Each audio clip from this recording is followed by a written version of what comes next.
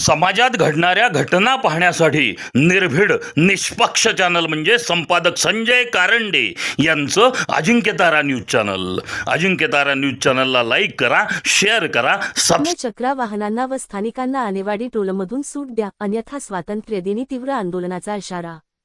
सातारा जिल्ह्यातील चक्रा क्रमांकाच्या वाहनांना तसेच स्थानिक नागरिकांना आणेवाडी टोलमधून पूर्णपणे सूट देण्यात यावी, या मागणीसाठी लोकजनशक्ती पार्टी युवा आघाडीच्या वतीने जिल्हाधिकाऱ्यांना निवेदन देण्यात आले. या निवेदनात स्थानिक नागरिकांवर होणारा आर्थिक भार लक्षात घेऊन येत्या 10 दिवसात तात्काळ सकारात्मक निर्णय घेण्याची मागणी करण्यात आली आहे. प्रशासनाने याबाबत त्वरित निर्णय न घेतल्यास ऑगस्ट 15 स्वातंत्र्य दिन रोजी आणेवाडी टोलनाक्यावर तीव्र आंदोलन छेडण्यात येईल, असा इशारा लोकजनशक्ती पार्टी युवा आघाडीने दिला आहे. भेट घेतली तर दिवाळीचा विषय म्हणजे नेमका तुम्ही सातारा खंडाळा शिरवळ भागातून किंवा कराड भागातून जर सातारा कोणत्या शेती कामासाठी किंवा प्रशासकीय अधिकाऱ्यांना भेटण्यासाठी शासकीय कामांसाठी जर सातारा मध्यवर्ती भागात यायचं असेल किंवा तुम्हाला शिक्षणासाठी दैनंदिन ये जा करायचे असेल, चाकरमान्यांना इथे येण्यासाठी ये जा करायची असेल तर मुख्य रस्ता म्हणून आपला हा राष्ट्रीय महामार्ग आहे. राष्ट्रीय महामार्गावरून येता जाता आज वारेमाप पद्धतीने टोल वसुली जबरन चालू आहे आणि आम्ही बरेचदा या मुद्द्यावरती जिल्हाधिकारी साहेबांना भेटून निवेदन दिलं आहे की सातारकरांना MH11 जी वाहनं आहेत त्या MH11 वाहनांना टोल पूर्णपणे मुक्त करावं आणि इथल्या लोकांना तुम्ही न्याय द्यावा. मात्र आज आम्ही आता निवेदन दिलं साहेबांना. निवेदन दिल्यानंतर साहेबांनी मला स्पष्ट सांगितलं की ह्या संपूर्ण ज्या काही गोष्टी आहेत ते माझ्या हातामध्ये नाही आहेत. आम्ही आज जिल्ह्याचे पालक म्हणून, मुख्य अधिकारी म्हणून आम्ही त्यांच्याकडे बघतोय आणि जर साहेब सरळ सरळ जर बोलत असतील की हे माझ्या हातामध्ये नाही तर मग आम्ही आता जायचं कुठे हा एक प्रश्न आहे. आणखीन एक गोष्ट मला बोलले की तुमचे जे नेते आहेत चिराग पासवान साहेब त्यांच्याकडे तुम्ही हा मुद्दा मांडा. त्यांनी जर केंद्रीय मंत्र्यांनी याच्यात काही लक्ष देऊन जर केलं तर मी त्याचा पाठपुरावा करून मी ते बंद करण्यासाठी प्रयत्न करेन. मी आज या ठिकाणी तुमच्या माध्यमातून मी जिल्हाधिकारी साहेबांना पण सांगू इच्छितो आणि मी संपूर्ण सातारकरांना पण सांगू इच्छितो की लोकजनशक्ती पार्टीचे नेते चिराग पासवान साहेब हे केंद्रीय फूड प्रोसेसिंग इंडस्ट्रीजचे मिनिस्टर आहेत.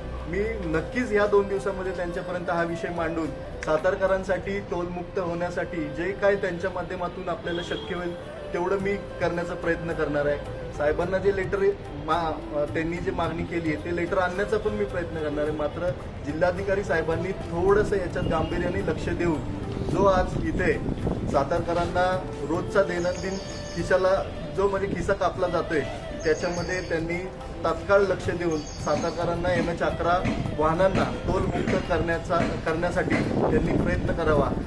येत्या 8 दिवसामध्ये जर याच्यावरती काही कारवाई झाली नाही तर लोकजनशक्ती पार्टीच्या माध्यमातून मी आता आणेवाडी टोल नाक्यावरच MH11 वाहनांसाठी टोलमुक्त करण्यासाठी एक तीव्र स्वरूपाचं आंदोलन छेडण्याचा विचार करतोय.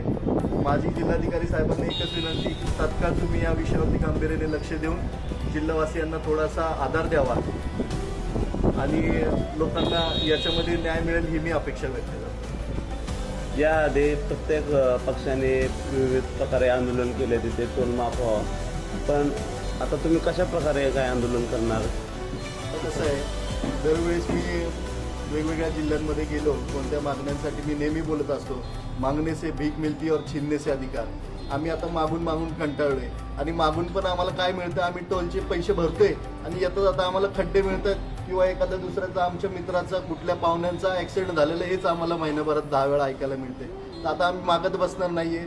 जिल्हाधिकारी साहेबांनी स्पष्ट हातवरती केलेत की माझ्या हातामध्ये नाही आहे. आता आम्ही काय करू की बाबा आमच्या माध्यमातून कुठे जाऊन ज्यांच्या हातात असेल त्यांच्याकडे एकदा मागण्याचा प्रयत्न करू. जर नाही मिळालं तर ते कसं घ्यायचं ते आम्हाला चांगलं कळतं आणि ते संविधानिक माध्यमातून मार्गाने आम्ही ते मिळवून घेण्याचा सातारकरांसाठी लोकजनशक्ती पार्टीच्या माध्यमातून प्रयत्न करणार आहे.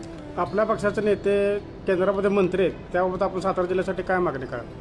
आता तुर्तास तर आपण ह्या पत्राच्या माध्यमातून मागणी करते की सातारकरांना पहिला टोल मुक्त व्हावा. त्याच पद्धतीने बरेचसे आता फूड प्रोसेसिंगच्या गोष्टी आहेत जे साहेबांकडे मिनिस्ट्री आहेत. त्यातून मी साहेबांना पण बोललो की जर जागा उपलब्ध होत असेल तर पश्चिम महाराष्ट्रामध्ये जे फूड टेक्निकल इन्स्टिट्यूट आपल्याला करायचं ते आपण सातारा जिल्ह्यामध्ये घेऊ शकतो, जेणेकरून जे साताऱ्यातले युवक जो माझा बाहेर मुंबई पुण्यासारख्या ठिकाणी जो जातोय त्याला शिक्षणासाठी इथं संधी मिळेल. अशा फूड प्रोसेसिंगसाठी ज्या काही गोष्टी आहेत ते मी आमच्या नेत्यांच्या माध्यमातून निश्चितच इथे देण्याचा प्रयत्न करणार आहे. समाजात घडणाऱ्या घटना पाहण्यासाठी निर्भीड निष्पक्ष चॅनल म्हणजे संपादक संजय कारंडे यांचं Ajinkyatara news channel. Ajinkyatara news चॅनलला लाईक करा, शेअर करा,